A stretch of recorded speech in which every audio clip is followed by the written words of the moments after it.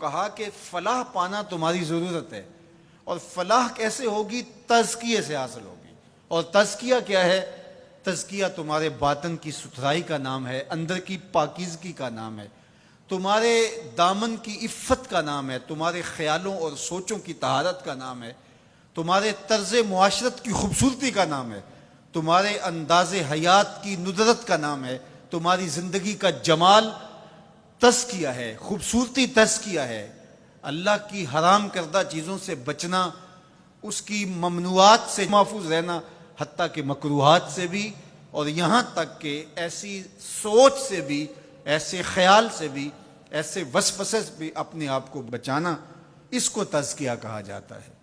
اور اللہ تعالیٰ جل شانہ نے یہاں ارشاد فرمایا قد افلح من تزکا، جس نے اپنے اندر کو ستھرا کر لیا۔ باہر تو مل مل کے سارے ہی دھوتے ہیں، لباس پہ بھی سلوٹ نہیں پڑنے دیتے، اور اپنے بدن پہ ایک ریزہ مٹی کا بھی پڑ جائے تو وہ بھی جھاڑتے ہیں۔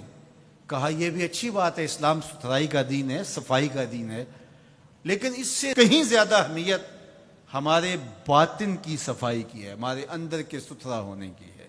تزکیہ مقصود ہے۔ اب یہ تزکیہ کس طرح ہم حاصل کریں؟ ایک تو اسی آیت کریمہ میں ارشاد فرمایا فذکر اسم ربہ، اپنے رب کا نام ذکر کیا، نام پکارا، یعنی ذکر الہی یہ حصول تزکیہ کا سبب ہوا۔ فصلی، اور دوسری بات ارشاد فرمائی نماز۔ تو یہ تزکیے کا نتیجہ بھی ہے کہ جب اندر تزکیے کے نور سے مالا مال ہوگا تو پھر پیشانی سجدے میں ضرور جھکے گی، اللہ کی بندگی یہ بندے کا مزاج ہوگا۔ اور دوسرا یہ ہے کہ اگر یہ تم حاصل کرنا چاہو تو پھر تمہیں اس عمل سے بھی گزرنا پڑے گا، اور اللہ کا ذکر تمہارے اندر کے زنگ اتارے گا۔ تو جب دل کا زنگ اترا تو دل مزکا ہو گیا، دل کو تزکیے کی دولت نصیب ہو گئی۔ اور دوسرے مقام پہ اللہ کے محبوب علیہ الصلوۃ والسلام نے دل کے زنگ اتارنے کا جو ایک نسخہ ارشاد فرمایا وہ یہ ہے کہ دل کا زنگ قرآن مجید کی تلاوت سے اترتا ہے۔ اب ذرا دیکھیے قرآن مجید میں بھی اس پر بڑی خوبصورتی کے ساتھ ارشاد فرمایا گیا۔ حضرت ابراہیم علیہ السلام کی جو دعا ہے ربنا وابعث فیہم رسولا، ابراہیم علیہ السلام اللہ کے گھر کی تعمیر کر چکنے کے بعد عرض گزار ہوتے ہیں کہ مالک تیرے گھر کی تعمیر کی، یقیناً تو اس کا بہتر صلہ عطا فرمائے گا، تو اپنی جناب سے جو اجر اور صلہ عطا فرمانا چاہتا ہے اس میں سے میری چاہت یہ ہے کہ تو وہ رسول برحق مبعوث کر دے جو ان پر تیری آیات کی تلاوت کرے۔ اور اس دعا کا ذکر اللہ تعالیٰ نے قرآن مجید میں کیا، اور جس مقام پہ دعا کی اس مقام کو بھی محفوظ رکھا۔ وَاتَّخِذُوا مِن مَّقَامِ إِبْرَاهِيمَ مُصَلَّى، کہا اس کو جائے نماز بنا لو۔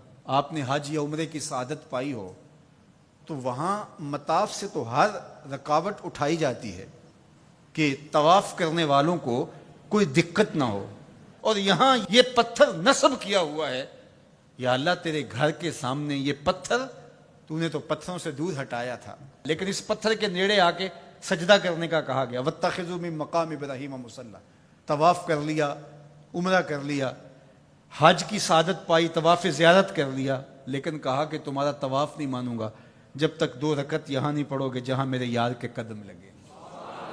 یا اللہ تیرے گھر کا طواف ہو گیا، کوئی کسر رہ تو نہیں گئی تھی؟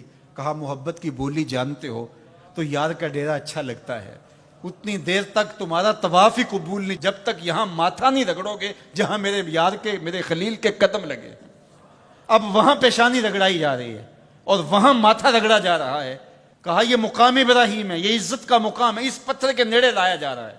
وہ بھی پتھر ہے، کالے رنگ کا پتھر ہے، لیکن اس کو چومنے کی تلقین کی، ادب سے چوما جا رہا ہے، عقیدت سے چھوا جا رہا ہے، پیار سے دیکھا جا رہا ہے۔ میں نے بوڑھے اشخاص کو بھی دیکھا کہ ہتھیلیوں پہ جان رکھ کے پتھر کو چومنے کے لیے بے چین ہے۔ اکلوتے بیٹے کو چومنے کے لیے ماں کی وہ تڑپ نہیں ہوتی جو اس پتھر کو چومنے کے لیے کلیجے کے اندر بے تابی اور ایک بے چینی اور اضطراب ہوتا ہے، مجھے ایک بوسہ میسر آ جائے۔ یہ تڑپ کیوں؟ یہ راز حضرت عمر نے کھولا۔ حجر اسود کو چوم رہے تھے اور چومنے سے پہلے بولے اے حجر اسود تجھے کبھی نہ چومتا اگر میرے حضور نے نہ چوما ہوتا۔ ہم نے قطرہ دیکھا نہ کبھی دریا پہ غور کیا، بس جہاں تیری جھلک نظر آئی وہی ڈوب گئے۔ تو یہ عقیدتوں کے رنگ ہیں، یہ محبتوں کے روپ ہیں، یہ الفتوں کا ایک عجیب جہان ہے جو ہم نے یہاں آباد دیکھا۔ تو یہ پتھر ہو کر کے بھی عزتوں کا ظرف قرار پایا، اور اس کو سینے کعبہ کے اندر نصب کر دیا گیا، کہا یہ نشان ہے، یہ شاعر اللہ میں سے ہے، یہ جائے نماز بنا لو، یہ عزتوں کا ظرف قرار پایا۔ اس کو یہ عزت کیوں ملی؟ اس لیے کہ حضرت خلیل اللہ کے قدم لگے۔ اچھا، کیا حضرت ابراہیم کے قدم ساری زندگی اسی پتھر پہ لگے یا کسی اور پتھر پہ بھی لگے؟ ظاہر ہے یہ سارا علاقہ ہی پتھریلا تھا، ان کے قدم تو جگہ جگہ لگے، لیکن کسی اور پتھر کو محفوظ نہیں کیا گیا۔ اس پتھر کو محفوظ کیوں کیا گیا؟ اس لیے کہ اس پتھر کی چھاتی پہ کھڑے ہو کے حضرت خلیل نے میرے رسول کے لیے دعا مانگی تھی۔ جہاں حضور کا ذکر ہوا وہ پتھر بھی نشان بن گیا اور موجود رہا۔